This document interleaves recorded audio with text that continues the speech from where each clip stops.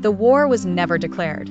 It was born from whispers, from data leaks, from algorithms that knew more about hate than humans ever did. No bombs fell at first, only silence, the kind that seeps under doorframes and stains the walls of every home.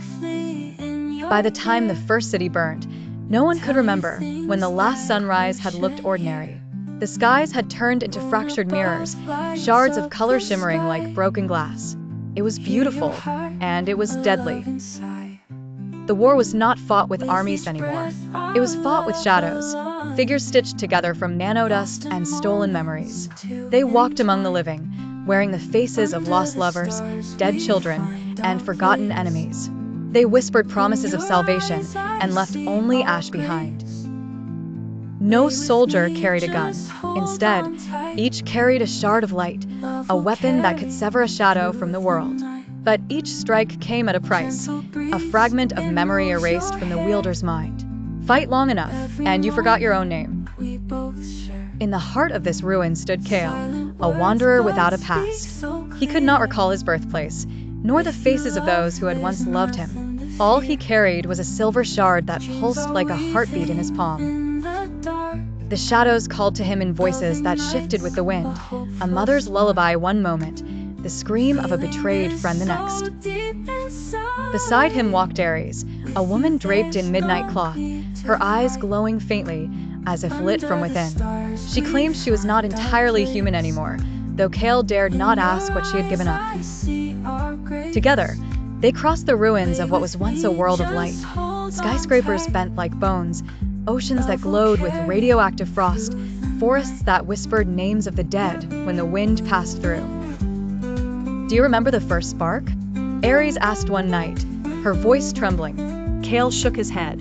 He had learned not to answer such questions. Memory was fragile, and even speaking about what was lost could shatter the remnants. The shadows were growing stronger.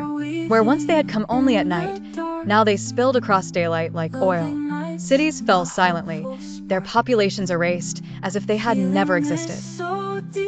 Survivors claimed the shadows fed on memory itself, hollowing out humanity until only empty shells remained. Kale and Ares reached the city of Varen, where the last lighthouse still burned.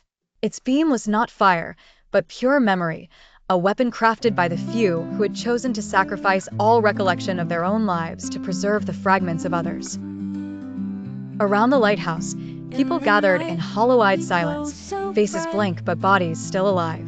They had forgotten love, grief, and joy, but they had chosen survival.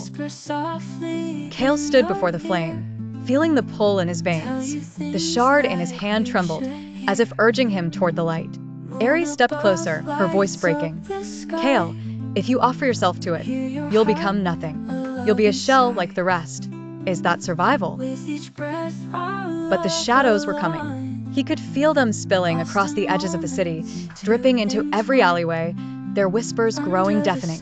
We remember you, Kale. We know what you've forgotten. For the first time, Kale's memory stirred.